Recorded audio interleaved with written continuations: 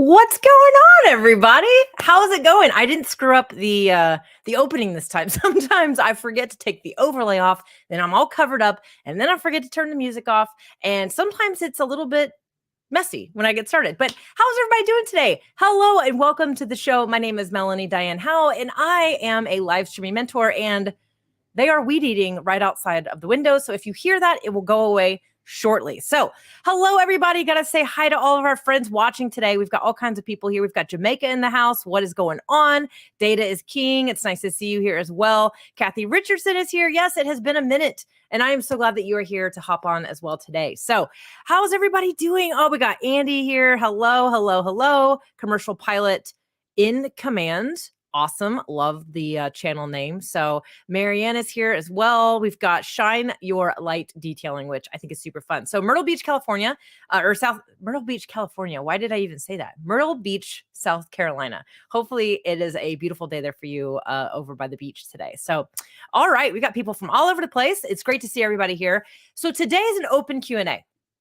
So I'm doing an open Q&A today, which basically means whatever you want me to answer, talk about, let's go for it, right? So this is the Master Your Marketing with Mel show. It's about every other Friday here on the StreamYard channel. We are multi-streaming to YouTube, Facebook, our Facebook community, as well as LinkedIn. And so today I thought, you know what? I would actually like to just kind of come hang out and see what y'all are up to and how can I help? So whatever you want to talk about today, we will talk about. So if you've got questions about StreamYard, tech, gear, about live streaming, about creating ideas for your live videos, about marketing your business, your personal brand, your organization, whatever it might be. I definitely want to be here and I want to help you out. So this show is typically about all things marketing, not just live video or StreamYard. So feel free to ask marketing questions as well. So we've talked about a lot of things on the show in the past we've talked about email marketing, how you need to have a website. Last time I was here live with you, we talked about collaborations. We talked about having guests in your show, having guests on your live streams, you being a guest in other people's live streams, as well as podcasts, because I really think collaborations is one of the best ways that you can actually grow organically when you are just getting started. So there was a question posted early on in the comments about subscribers. Someone was commenting that they were losing subscribers. And that they wanted to know what to do. Losing subscribers is very different than not gaining new subscribers. So if you have a subscriber count, for example, and it's kind of just hanging out and it's not really moving around much, it's sort of just staying still, then that simply means that we need to get you out there and promoting yourself, because you need to have more people discovering you. Also, if you were on a subscriber uptick for a while and it just sort of stalled out, then that means your content is probably matching up with people, but maybe we need to get you out there a little bit more. So things like those collaborations, creating shorts so that your discoverability can be higher is definitely going to get you out there. Now, if you're losing subscribers, if your subscriber count is going backwards, meaning you are losing subscribers, then that tells me that something about your content has either changed or it's off or it is no longer aligning with your current audience. Or maybe something about you, maybe your style, your brand style has changed a little bit, and it's just simply not resonating with people as much. This happens, actually. I've seen this happen. I see some questions coming in. Fantastic. I'm going to go ahead and star those so that I can grab them and come hang out and answer those questions. So, okay, hold on. I gotta take care of a couple spammers here. Okay, so one thing I love about StreamYard is you can monitor your stuff right inside of the beautiful app itself, and you can take care of people that are being a little funky. So, all right, I see some questions. I see you, Joanne. I see you, Commercial Pilot. Awesome. So definitely going to grab those questions, and I'll come back to those in just a second. So let's see.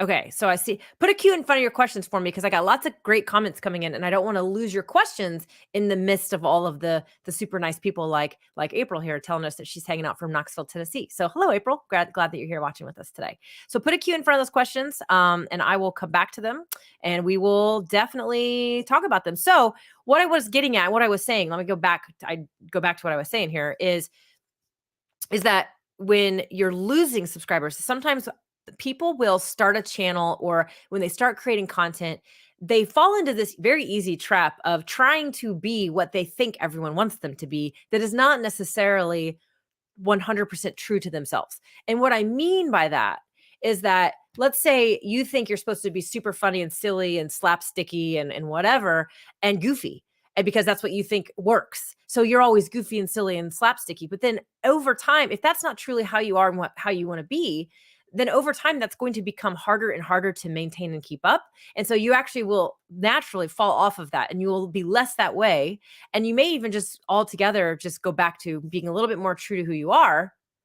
And your audience who subscribed to you was used to this goofy slapsticky style, and that's no longer your style because it wasn't actually true to who you are. So what I'm saying is that a lot of people fall into the trap of, when they are creating content online, they're trying to be something that that's not truly genuine to who they are. And then when they actually do start showing up exactly who they are, it's not that there's anything wrong with them. It's just that the audience that originally was attracted to you is attracted to something that you're not. And now when you are being what you are, well, they're no longer attracted to you. So, this, by the way, goes into life lessons, right? This is why you should always be genuine. And when you start dating somebody, you should not lie about who you are or your past. You should be honest, because eventually the truth will come out and they fell in love with the wrong person. So there you go. Dating advice from Mel today. We went way off topic there. We're going to come right back. We're going to bring it back. We're bringing it back. So, okay, I'm going to answer some questions. I see some questions coming in. I'm definitely going to come back to, I'm going to get back in the comments, and I definitely want to check out. I want to make sure that we're good. So I'm going to grab these questions. Fantastic. I see questions coming in. I'm starring these questions. I'm using the star feature. Oh, wow. This is great. Awesome. So we got lots of questions coming in. So, so am I dating my audience? Payo time, yeah, you kind of are in a way. They're dating you. It's the like, know, and trust factor. They're gonna figure out who you are. They're gonna go on the first date with you, watch your video. They're gonna see if they like you. Then they're gonna maybe want to keep dating you, so they can get to know you. And then when they trust you, they're gonna fall in love with you, and it's a beautiful relationship, right? So it's the same thing. There's a lot of dating metaphors when it comes to marketing for sure. So, all right, I am great topic. Okay, so let's see. I'm going to definitely make sure I grab these comments coming in that have great questions. I'm going to start getting into questions here so that we don't run out of time. So, okay, here we go. So first question I use the star feature inside StreamYard so that I can come back to them. So it creates a beautiful queue right inside the comments. So commercial pilot in command says, your thoughts on cross-posting content from YouTube to Facebook, penalty? So here's the deal. Cross-posting essentially means that you've published a YouTube video and now you're going to share that video or dual post it onto another social media platform. This is very popular. The most common and easy one is, of course, Instagram and Facebook. So when you upload an Instagram story, for example, there's a button right there that says automatically share to your Facebook stories. That's an example of cross-posting. So is it bad? Here's the deal. My thoughts on cross-posting is simply this. I personally think that it can work and it works well. However, always keep in mind that a user on Facebook, for example, is likely in a different mindset while they're using Facebook than they are when they are on YouTube. Now, YouTube is a search engine. YouTube is a learning platform. People are learning over there. People are here to hang out on YouTube. There's a lot of reasons. Facebook, it's more about family and friends, isn't it? It's more about keeping up with the Joneses of who's doing what and what's everybody doing and whose birthday is it and who's getting married and what are you eating today and where are you and all that, right? Now, Facebook, of course, is still also an online community. It's a learning platform. Many of you have Facebook business pages, of course. StreamYard has a Facebook business page. It serves a little bit of a different purpose. It's not quite frankly, quite as converting as it used to be. In converting, I mean, like the engagement and the people are truly converting into customers, subscribers, followers, whatever that down the funnel process looks like for you. And if that literally is very foreign language to you, I want you to go back a few episodes to a couple months ago when we talked about this exact same thing. So anyway, that I don't think it's bad. You just have to keep in mind the content is going to do something different on each platform because each platform is different. So Instagram, people are scrolling and they are watching those stories, those reels, they are looking at images and they are quickly going. Not a lot of engagement. It's just a fast scroll, right? That's what people are doing. YouTube, highly engaging, highly converting, and then Facebook, again, more about family and friends. So when you're cross-posting, just keep in mind, that it may not convert or have the same result. So that's not that it's not working. And also, the other thing you want to think about with this, and I'll move on to the next question is your content that you're creating for one platform may not be a good fit for another social media platform, right? So just in general, so keep that in mind. Like I said, for example, LinkedIn and YouTube and Facebook, your LinkedIn profile, it may have a completely different objective over here than your YouTube. And so keep that in mind as well. So it's not that you can't share fun personal stuff on LinkedIn. It doesn't have to be all business, but it just means think about your audience, think about the objective of how you're using LinkedIn. So always keep those things in mind. Hopefully that was helpful. Okay.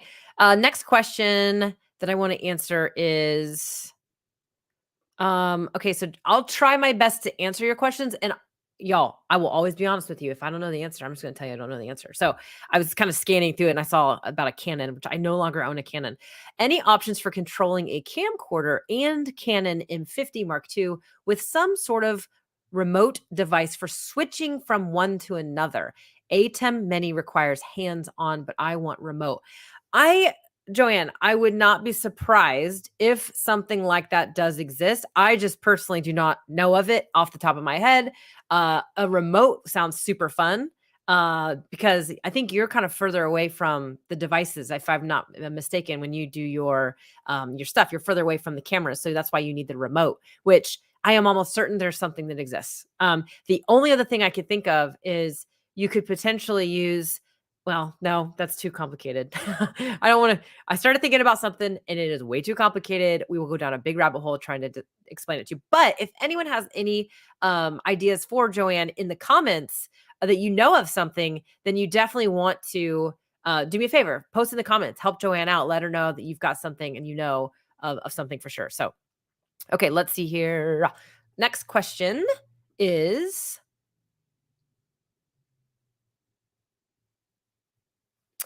Brandon Jackson Plus, your question about finding guests. So I think what you're talking about is I don't want to lose my place here. I can't click on exactly what it is because hold on, let me actually open up another browser window. I know what you're speaking of. And if it's not directing you correctly, then I would definitely reach out to our support team.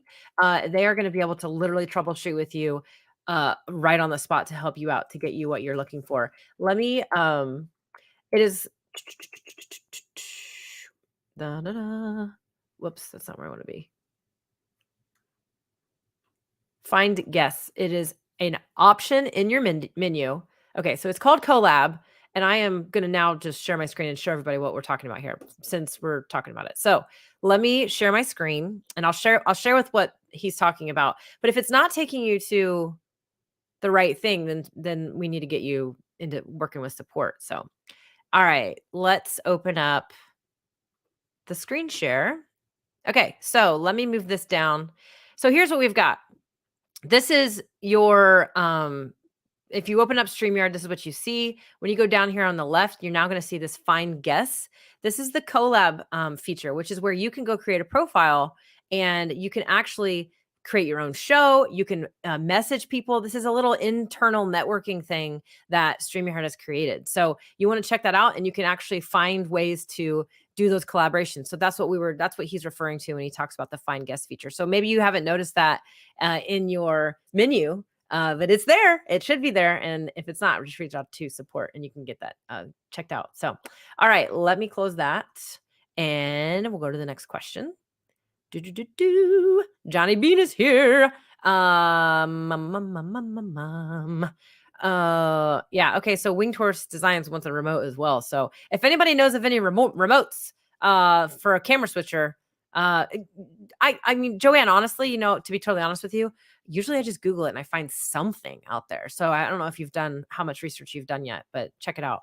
Okay, next question I want to get to. And if you have questions, just put a Q in front of it. I'll answer as many as I can until 1:00 today Eastern. And I want to help you out. So whatever you've got, give it to me. Put a Q in front of it so I can find it. Let's see. Okay, Andy says, I would love to know more about on-air webinar. Do we need to connect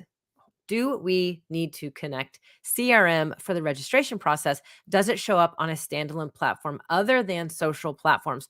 Okay, so the on air is StreamYard's webinar platform. And now you have to be on the professional plan in order to use StreamYard on air. Now, Andy, it does come with its own built-in registration process.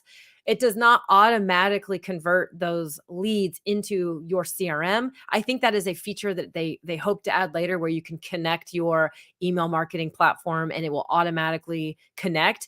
But right now you can export those registrants and you can add them to your CRM externally. So there is a registration, an optional registration. And so webinars, everybody, a big difference between webinars and live videos is typically the content may be similar, but typically a webinar usually requires a registration or a paid ticket, or it's streamed or it's presented in a not so public way, meaning social media, it's public, it's out there, your followers can see it, pretty much anyone can see it. But webinars are typically a little bit more laser focused and targeted to a specific audience, and they're not so public. And the whole point of that is that you want to know who's watching your webinar so you can then follow up with them so that you can keep selling to them, because webinars are absolutely a great marketing feature for sales. Also, you can know who's actually signed up for it, and there's an additional follow up kind of process. So webinars are a little different. I literally just recorded.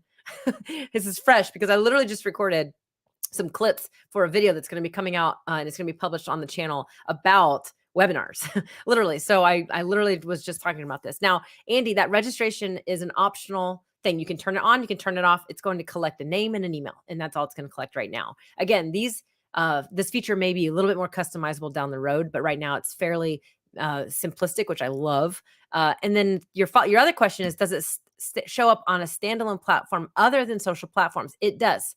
It is actually going to show up on the StreamYard on-air platform by default, but you can actually embed the webinar onto a web page, or you can actually use a link that will go behind a button if you want, or you can email it to your audience. So you can kind of control exactly how you want it to be displayed, but you don't have to have a website. Now, everybody knows, I already talked about this. I think y'all should have a website. If you're doing webinars and you have a business or anything at all, you should have a website. But if you don't and you still want to do it, you don't have to have one, because the StreamYard on-air platform will present this webinar. Now, the key part of this question as well is social platforms. You can stream it to your social platforms. In fact, you can multicast it to the StreamYard on-air platform plus your social media platform. So it's absolutely awesome. There is a really good video that Dana did that's on the YouTube channel. If you go to the videos tab, you will see a really good tutorial on StreamYard on-air. But Andy, you'll definitely want to check that out. It's a fantastic webinar platform. It's a great tool, but you do have to be on the professional plan in order to have access to StreamYard on-air. So great question. I love that question. I'm going to check in on the comments really fast. And okay, I see a couple more questions, and I want to grab those.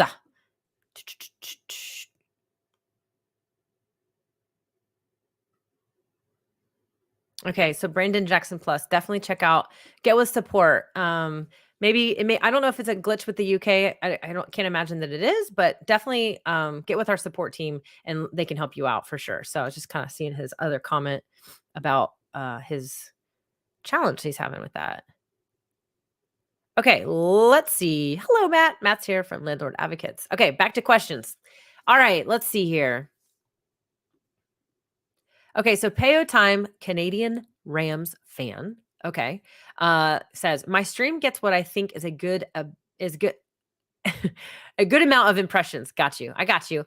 However, my click-through rate is horrible. I have been redesigning thumbnails a lot. Is there something I am missing? So, okay, I think starting with the thumbnail is great. The thumbnail, but also the beginning of the video. So your stream gets what you think is a good amount of impressions. So something that everyone needs to be aware of, especially on YouTube, the behavior of the viewer is shifting. It has been shifting. A lot of people are watching videos in like when you open up YouTube on your phone, if you all notice, I guess I could do it to show you. When you open up YouTube on your phone, it is literally going to have a news feed. And look, here I am live, and it's going to show me live right now. See that? How it's showing me live?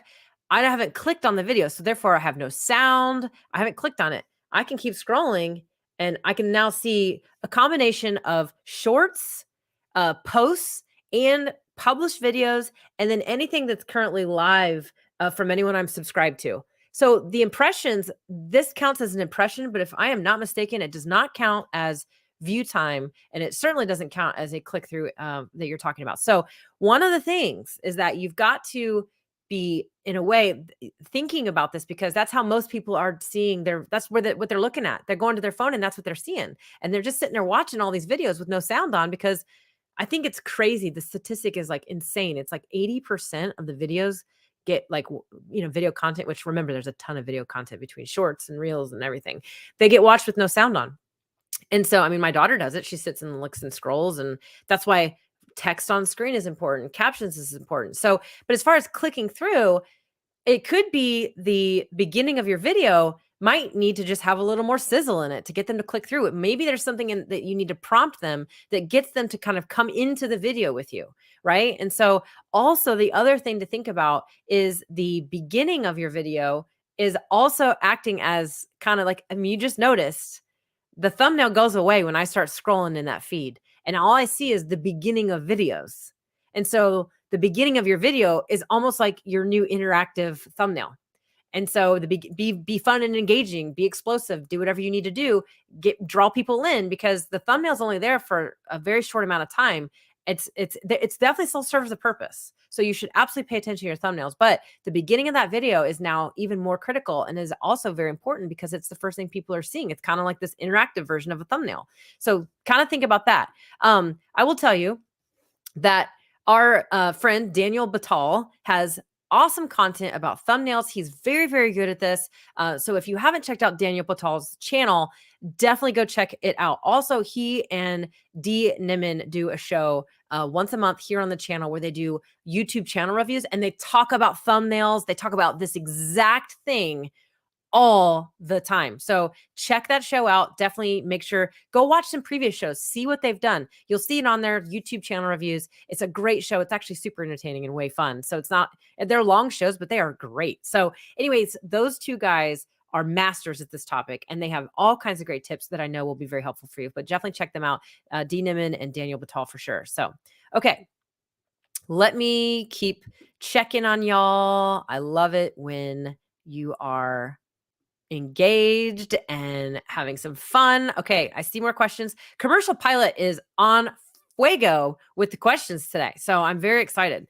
Let's see. Oh, this is hilarious. So I did not intentionally wear purple today, but when I clicked on it, I was like, oh my gosh, I am sort of blending into my background, which I don't know that I fully recommend blending into your lights. I actually like contrast. I wear black a lot because the black contrasts really well with my backlights, the purple backlights that I have. And so I didn't necessarily intentionally wear this today. In fact, I sat down and I was like, oh, well, it's too late now. And here I am like sort of blending into the background. So it wasn't intentional, but I think it's hilarious that you noticed it. So fantastic. All right, let me get back to some questions. Definitely want to do this. Okay, so we've got a question about multi-streaming. So Miles Sherwood, who's watching over on LinkedIn, says, is it best to just stream to one platform or multiple?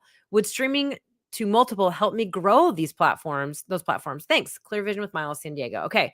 So here's the deal, Miles. It's sort of like the cross-posting question that was posted earlier that I answered. So I think multi-streaming is a great way to reach your audience. And, because if you are engaged and you have an engaged audience on multiple platforms, for example, LinkedIn and let's say YouTube, then it can be a little challenging to cater to each audience unless you are multi-streaming. And what I mean by that is if you go live on LinkedIn and then next you want to do the same thing and you got to go live again on YouTube, well, that's a lot of time on your hands. So multi-streaming is a really great way to be efficient with creating your content. The other thing to keep in mind is that a lot of people that are following you on LinkedIn may also be following you on YouTube and vice versa. So they're going to watch where they want to watch. However, what you have to always keep in mind with multi-streaming, there's two major things you want to keep in mind. One, I already talked about this, and this is, what is your online presence like on that one platform versus another? Is it the same sort of persona? If it is, great. Is the content the same? Is your purpose, what you're using that platform for the same? So for example, LinkedIn, a lot of people are using LinkedIn for networking. Honestly, I mean, it is truly a social networking platform, maybe more so than any of the others. It's great for sales. It's great for people who are trying to make connections, for people looking for jobs, for people who are recruiting employees, those types of opportunities. So LinkedIn is fantastic and it's mostly focused on that. So if you're using it for sales and sort of like networking, but your YouTube channel is like not really that same thing, then you might want to be a little careful about multi-streaming. You can still do it. It can still be relevant. Just the content has to be relevant and serve the purpose that you're trying to get from those platforms. So that's first. Second, when you're multi-streaming to different platforms, you always want to keep in mind that your viewers on each platform are only on that platform, meaning they can't see the comments. So if I'm on LinkedIn and you have YouTube commenters and you're talking to these YouTube commenters, I'm like, what is he talking? What is he talking about? I do not see these comments in the feed right now. So always keep in mind, let your audience know that you are multi-streaming and make sure you reference it. So Miles, if you didn't notice, I said, Miles is watching over on LinkedIn. And I can tell, and you all can tell because of that little LinkedIn icon next to his profile picture, but my YouTube viewers right now can't see Miles's comment in the feed that they're looking at. And so it's just good to kind of keep people oriented, really is really that's kind of just another best practice for it. So great question. I say go for it if all those things apply, and then just use those best practices when it comes to multi-streaming. You can absolutely multi-stream super easily with StreamYard. It is so easy. You do have to be on one of our paid plans in order to multi-stream. So multi-streaming is not available on the free plan. It's available on the basic and professional, and of course, business and all the other plans as well. So great question. I'm glad you asked that question. Just another quick check-in on our comments. Spin the wheel. So I am checking in. Making sure, see if I got any more questions coming up. Yep, awesome. Okay, Joshua, I see your question. I've got it in my queue. There's a few questions ahead of you. I love when you guys help each other in the comments. I really, really, really love it. Just Rhonda, you're here. You might be a little late, but you're all good. You're here. So, okay. So let me grab. Okay. So if you have a question about marketing or live streaming, go ahead and post in the comments. This is a live Q&A today. If you're just now joining us, I have a queue of questions here. So I probably have enough time to get to all these and a couple more. So if you do want to get a question put in here, go ahead and post it now so that we can get you answered. Sorry, I'm stuttering a little bit today. Typical Tyreek is one of my followers on my main channel. He's like, when are you going to stream on your main channel? So I absolutely have not streamed near as much on my channel in the past year, and I miss it. I want to get back to it. I am live here about every other week on the StreamYard platform, but I have a completely new professional situation. I am still creating content as well, and I also am getting ready to move. So this studio, if you want to call it that, it's my downstairs living room, if you couldn't tell, is going to be changing. So I will be moving here in a few weeks. And I kind of feel like typical Tyreek, what I was thinking is, I think I will go ahead and go live at least to announce and tell people I'm going to be moving. But then I may create some content around what that process looks like and how to take your studio apart and then how to figure out what to do in your new studio. So I am going to be going live soon. I appreciate you checking in and asking the question for sure. Okay, let's see here. More questions. Okay, so comedian Ms. Anita says, I have 41,000 followers, but that's a lot of followers. That's awesome.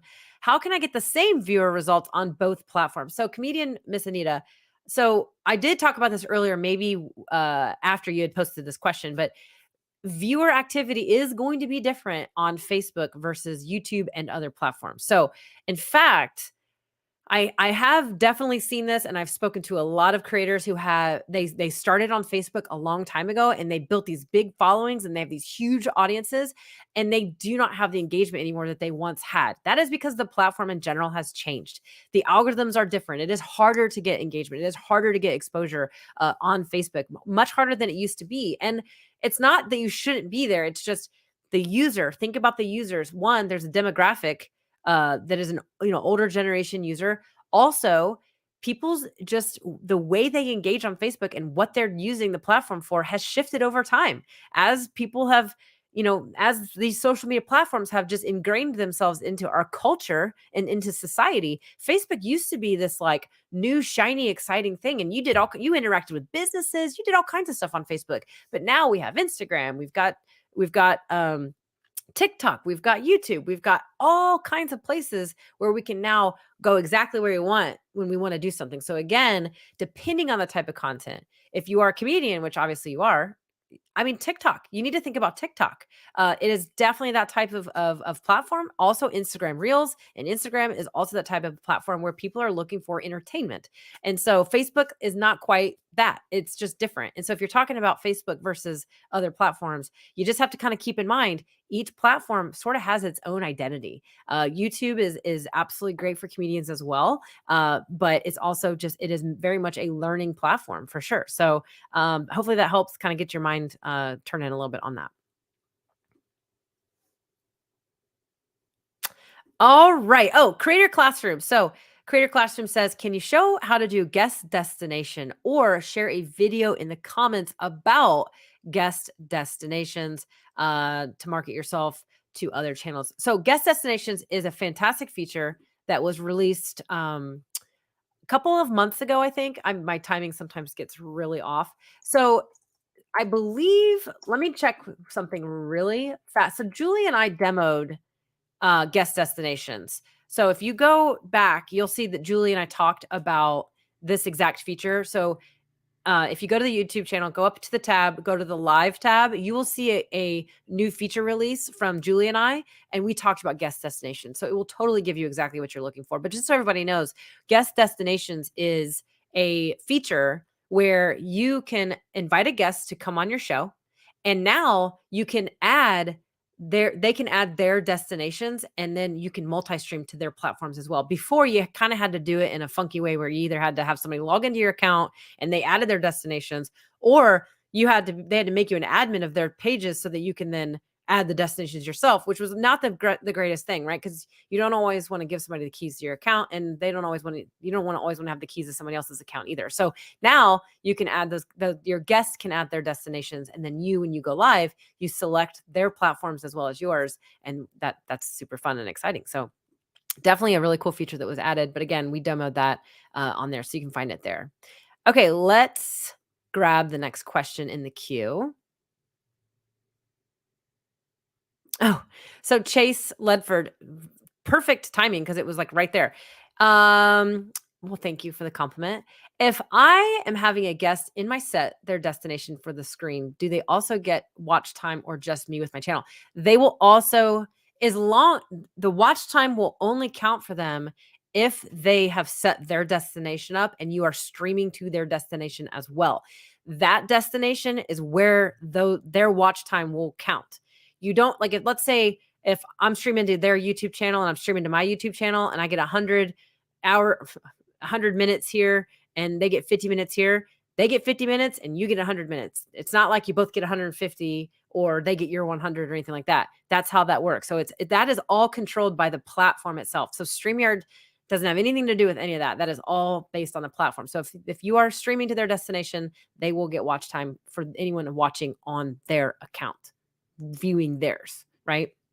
So Seawolf says, do you review shorts? I do not review shorts. I like to watch shorts, but I don't review shorts. I don't know if Daniel and Dee review shorts on their show. I'm sure they do when they do a channel review because they literally look at the whole channel. And so I'm sure that they do that. So let's see. It's Lady Kinsey says, StreamYard should make a mobile app so you can share videos on it without going to the website. So it's Lady Kinsey. The StreamYard.com will absolutely work almost fully on a mobile device, including sharing videos. Now, you can't share your screen if that's what you're referring to, and you can't do a share video, like go down and share a video from your phone. However, what you can do instead is you can pre-upload video clips into your brand tab. So in the videos section, so go to your brand tab, upload the video clips there, and those videos and any of those overlays, when you're on the mobile StreamYard.com, they'll show up and you click on those and they'll play just like I played my countdown video in the beginning. So you still can do it. You just have to upload them into your videos tab instead of using the share screen version. I know there was discussions around a mobile app for a while. I don't know. I don't personally know where that is right now. Honestly, I don't know if the guys are still working on that, if our development team is still doing that, but I know there was talks about a mobile app for some additional features and some different things that they needed when people were wanting to do. Commercial Pilot in Command says, thoughts on having a countdown at the beginning of a live stream, good or bad? Okay, so I personally, this is like literally like a debate. There's the camp that says countdowns are fine, and then there's the camp that says never, never, never don't do countdowns. I think it kind of all just depends on a few things. There are things to consider if you are going to use a countdown. Personally, I think countdowns can be a great way to start your stream. It's a great way to just have a simple warm up without you putting a bunch of fluff out there and potentially, thwarting people off. However, people that enter your live video, if it's got this long countdown and it's just a countdown on screen, they may leave the stream and they may not come back. They may come back. They may not. They may be like, what? 3 minutes? What the heck? I'm going to do this. Then people's attention spans and memory is like that. You know what I mean? So you have to think about that. On my shows on my channel, that the typical Tyreek was asking me when I'm going to go live again. I do a transparent countdown, which requires additional software connected to StreamYard. So I actually use OBS virtual camera, and I push that to StreamYard. And so when I use that, I'm able to create a little bit more of a custom look. And so one of those is a transparent countdown. And so the reason I do that is because I like to just have an engaging countdown. I play music, I kind of dance, I wear my sunglasses, and I get the comments going, and people kind of get warmed up to my stream. However, people are used to that. That is part of like their expectation. They know to expect that when Mel goes live, she plays music, and it kind of like is part of my brand. Like, so if you don't like my music, then you don't have to like me either, but like it's just kind of one of those things where it just adds that extra flair to my stream.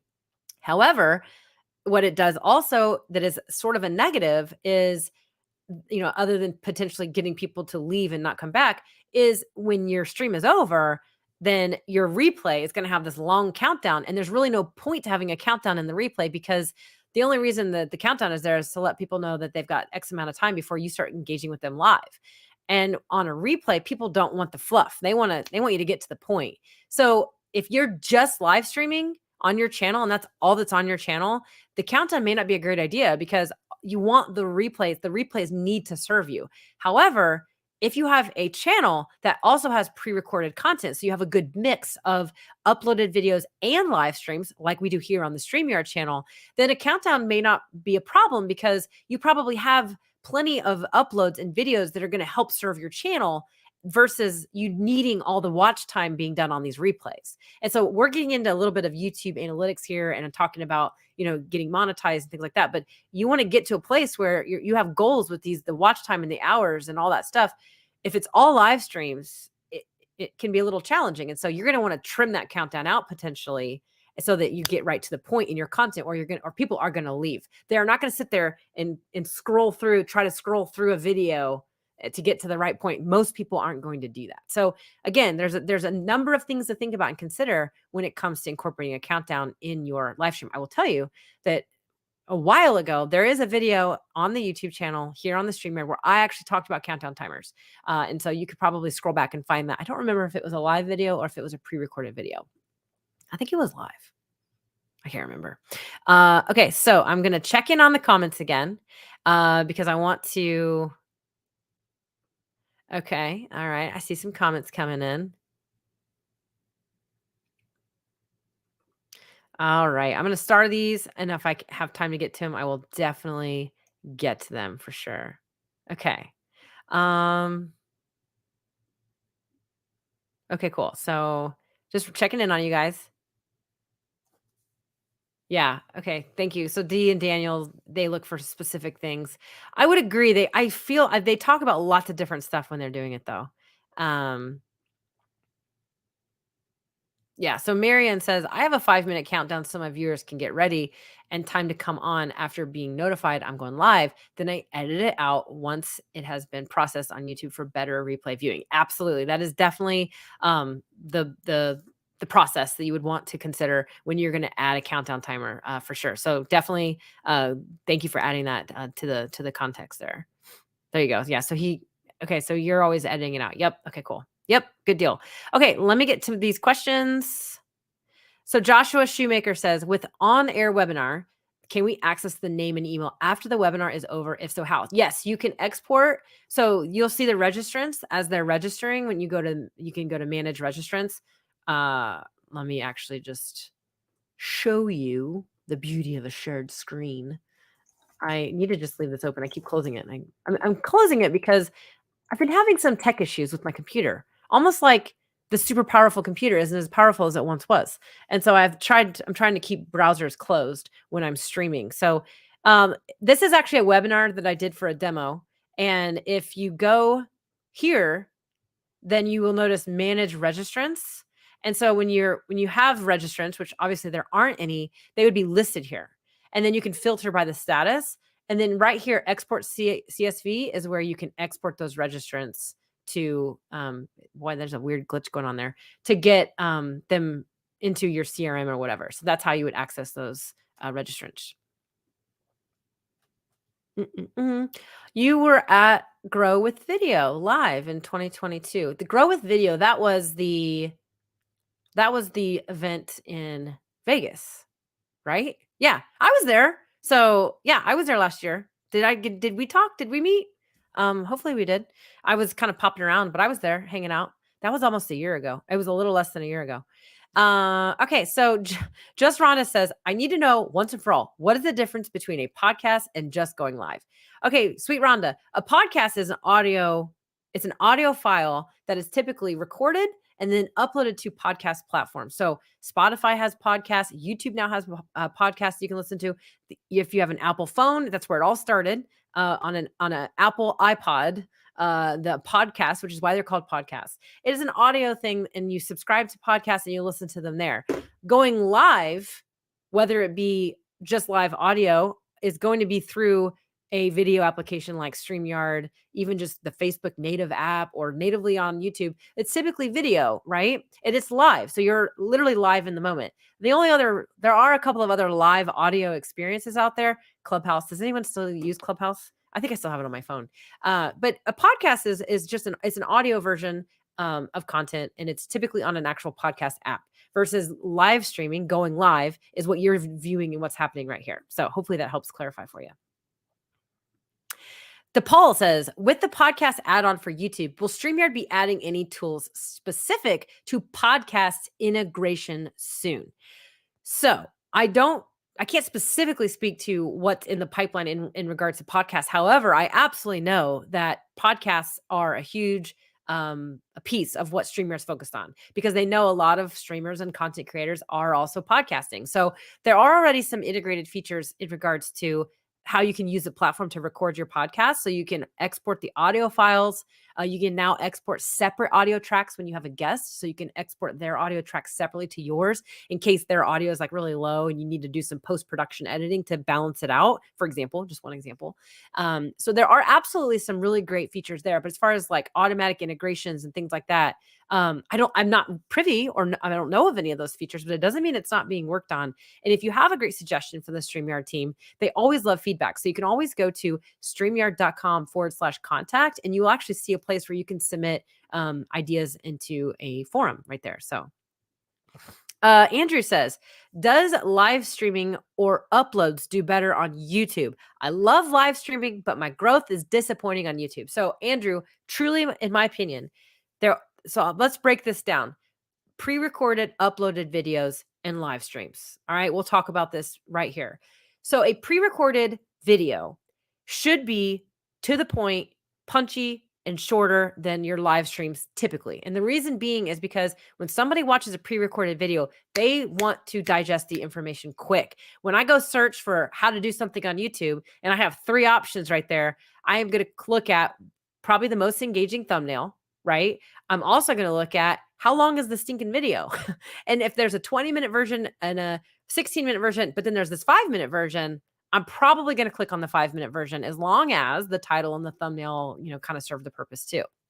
And that is because, hey, people, they want information and they want it fast. So your pre-recorded uploaded videos serve that purpose, but they are a little different in style.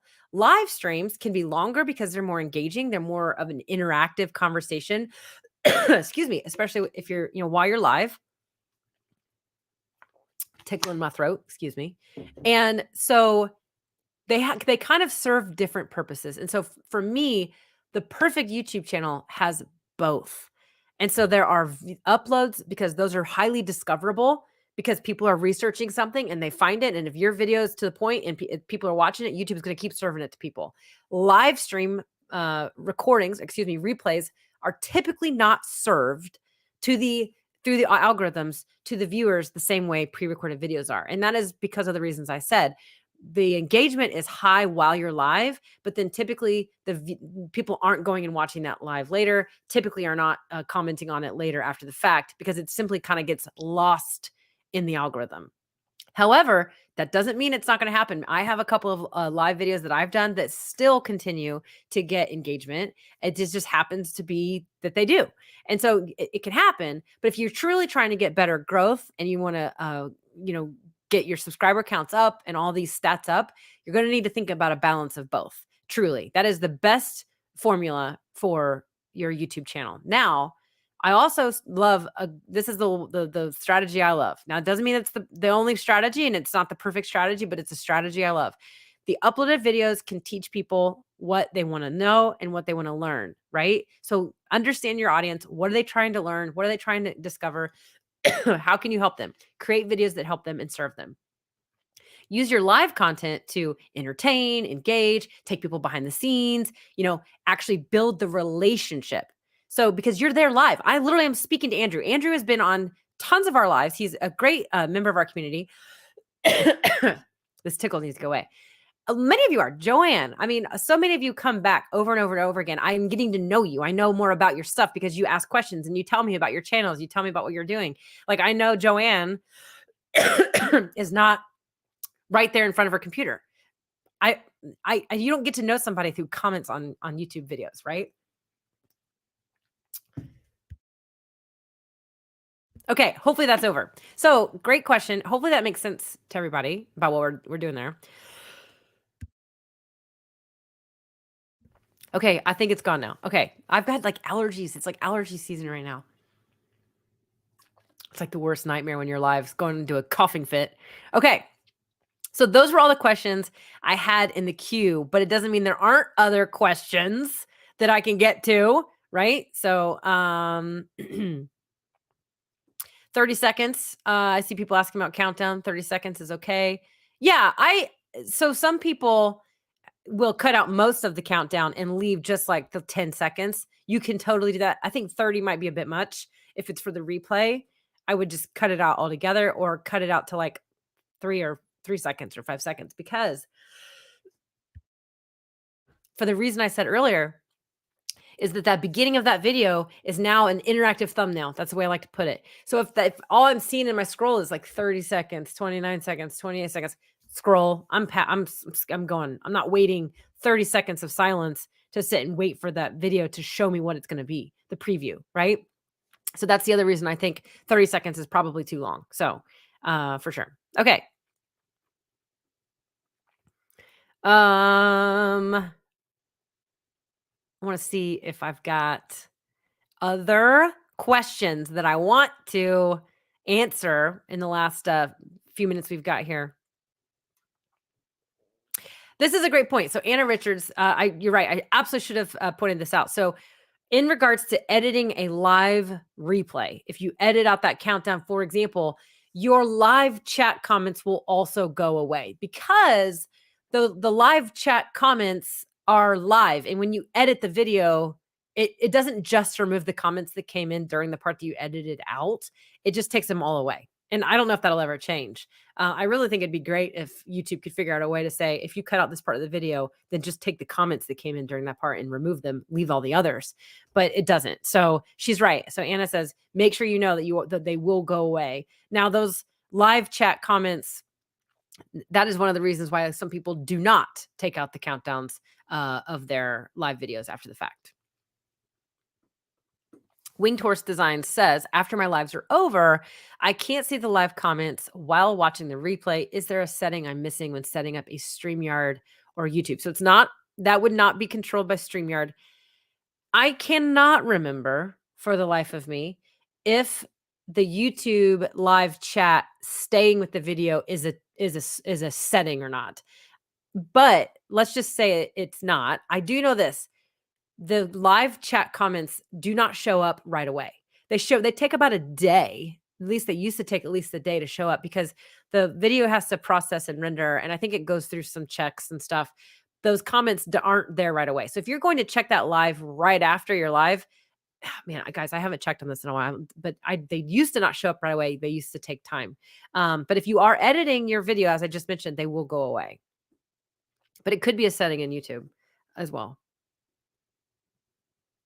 So DePaul says, so would it be called a vodcast instead? Some people actually do call them vodcast. I've heard that before. I don't know if the name's going to stick, but it's like a video podcast. I mean, why not, right? So yeah, call it a vodcast. Vodcast is a great term. There you go. I like the term vodcast. See, everybody agrees. People like it. All right, let's see here. Checking in, see if we got more.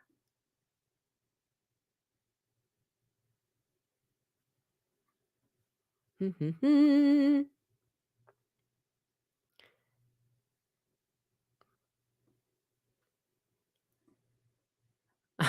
guys are cracking me up.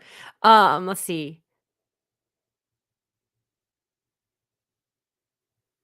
So, higher education generation says, what advice do you have for increasing our visibility on YouTube? Well, that, my dear, is a very loaded question.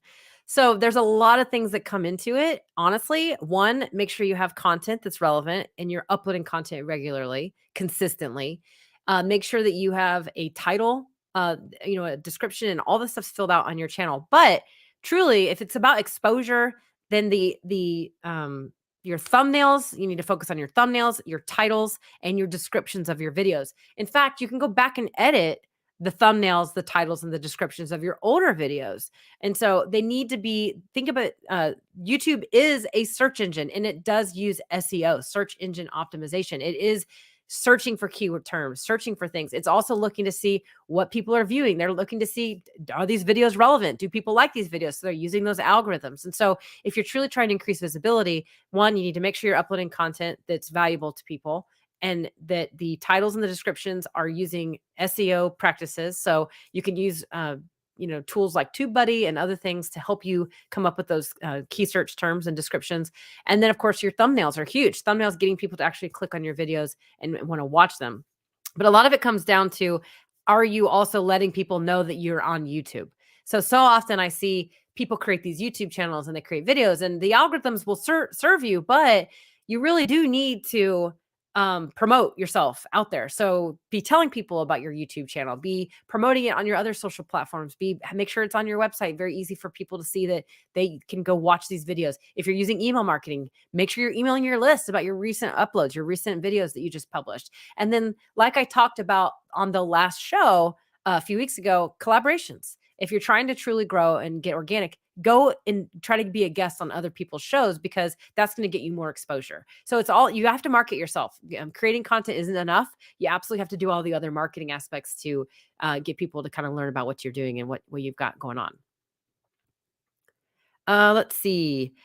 Joanne says, can you change the built-in StreamYard countdown to 10 seconds? So for those of you that aren't sure what she's referring to, every single StreamYard account gets this countdown automatically in the video list. This one right here. And it is 30 seconds. And Joanne, no, you cannot edit that countdown timer. You can't edit it. So unfortunately you can't. But let's see. Okay, I'll try astragalus from allergies. I'll look into that. Thank you. See, this is why I love it when people like to just be so helpful. All right, there we go. Okay, Creator Classroom, thank you. There is a setting in YouTube that you have to click to keep your chat replay. So that is what you're going to want to do to make sure you have what you need. Okay.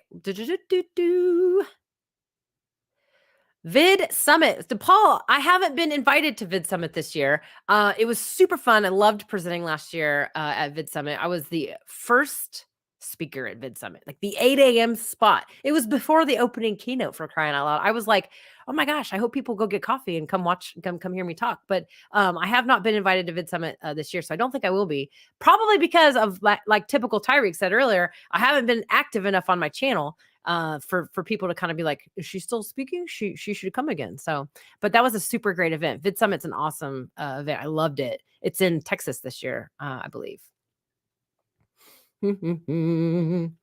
Let's see. Okay, so Mom She D says, is once a week ideally a consistent upload schedule for content? Absolutely. In fact, once a week is fantastic. I think if you could do once a week, that's a really, really great schedule and doing it consistently. Don't start there if you can't keep it though. Don't start out once a week and then like toggle off and all of a sudden now you're like once a month. So if you feel like you can do once a week, absolutely, that's a fantastic frequency for uploads. Love it.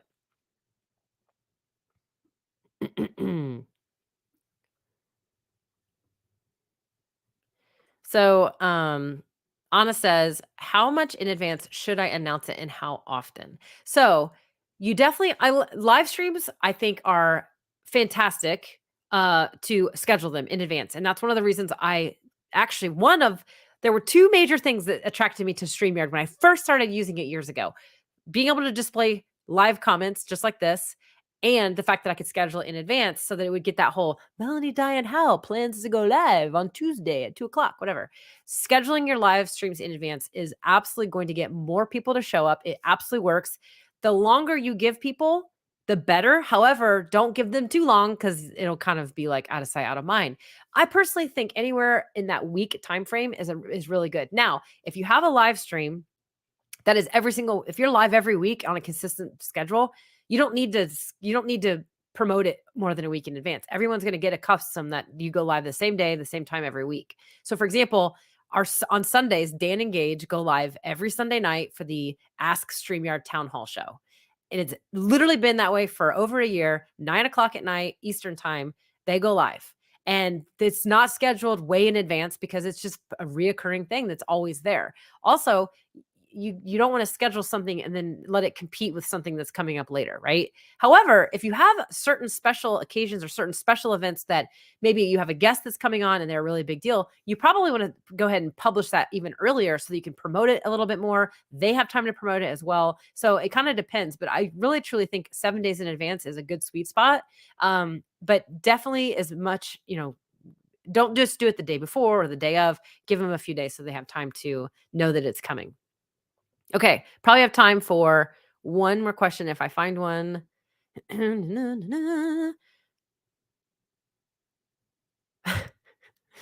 I feel bad that I was going on a coughing fit there for a while.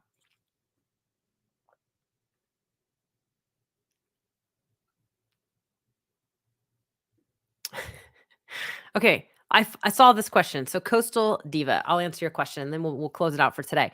Thinking of merch, good idea. I like merch. I think merch is fantastic as long as there's two things to think about. Don't like go buy a bunch of merch and then have to sell it. There are so many awesome on-demand merch solutions now where basically you can partner with somebody and you have this merch. There's a bunch of them out there. And if you guys know of them, put them in the comments. But you can literally they'll set up your stuff and they make it on demand. The whole world of printing and making and creating stuff has changed. It's become so far. You used to have to like buy a box of shirts if you wanted to have shirts. Now you can just set it up and they just make them on demand. So my point is don't put yourself in a situation where you have to invest a bunch of money and then hopefully you sell it. Go with one of these on-demand solutions so you can sell some merchandise. I personally think merch makes sense for certain brands if you have something that's merchable.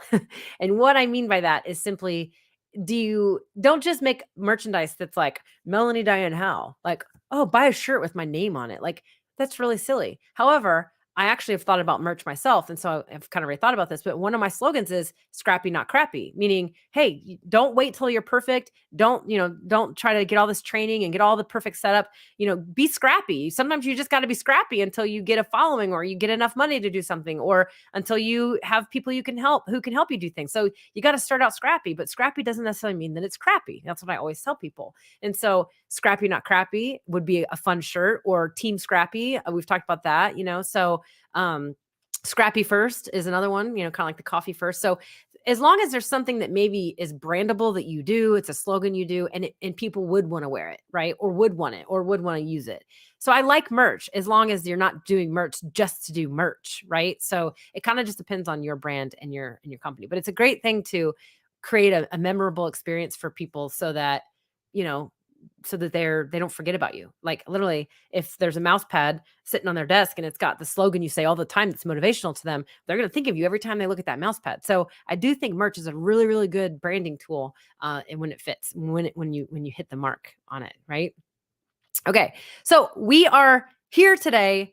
We are at time for today's show. Thank you for showing up with me today. And I absolutely appreciate all of you that answered or asked questions.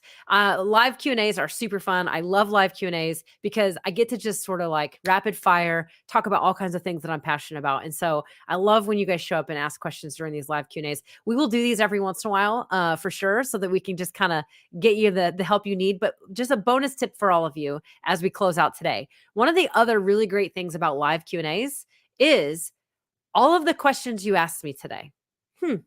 Those were great questions. Those are also really good ideas for videos to upload to the channel or topics for upcoming shows, right? Because those of you, think about it, countdown timer. We talked multiple times about countdown timers. We talked about StreamYard on air. So people have questions about StreamYard on air. Well, we should make sure that we're uploading content that answers that question, because if somebody posted a question in your live Q&A, there's a lot of other people that probably have the exact same question out there. And so live Q&As are really also another great way for you to learn about your audience. Where are they currently struggling? What are they currently, wanting to learn? And where are they now versus where were they the last time you did a live Q&A or whatever? So live Q&As are fantastic. I absolutely love doing them. And there's just that little bonus kind of other thing too, is it adds to your content strategy for sure. So, all right, everybody, if you're not already subscribed, make sure you're subscribed if you're new watching today, because we do lots of live content on this channel. I already mentioned Dee and Daniel's awesome show, live stream reviews. Nick Nimmin also goes live on the channel about once or twice a month as well. Awesome YouTube strategies and YouTube tips. He's fantastic. So definitely check him out. And then of course, Dan and Gage are live every single Sunday for the Ask StreamYard show, where you can learn about upcoming features, things they're thinking about. It's a great place for you to also chime in and let them know what you want. So that's kind of their little pulse check with the community and kind of saying, hey, we're thinking about, so we're thinking about a new countdown timer. What do you guys think about that? Do you want a new countdown timer? And when people, that's just how their way of staying engaged with you and keeping the relationship with you, the StreamYard users, and of course the live streamers out there. So definitely check out all those things. And the last thing I just want to say is, if you're not part of our Facebook community, definitely go join it. It's a great place to get these questions answered, as well as see what other people are doing with the awesome tool that StreamYard is. And of course, just get encouragement from others and get inspiration. So join that over there for sure and check it out. But all right, I will see you guys next time. I got to go. I got to get out of here. And I hope you guys have a great weekend. Soon, I'll be live streaming from a different location because this condo is going to get rented. I'm renting it out and we are moving into a house, and I am super excited, but oh my gosh, am I stressed because it is a lot of work, but I'm pumped. So in about a month, hopefully I will be live streaming from the new studio, but I'll probably be live at least once or twice more before we do that. And like I said, maybe I'll record some behind the scenes so you guys can come along on the journey with me, right? Because it's always kind of fun to do that. So, all right, everybody, I hope you have a great day, and I will talk to you guys later. See ya. Bye.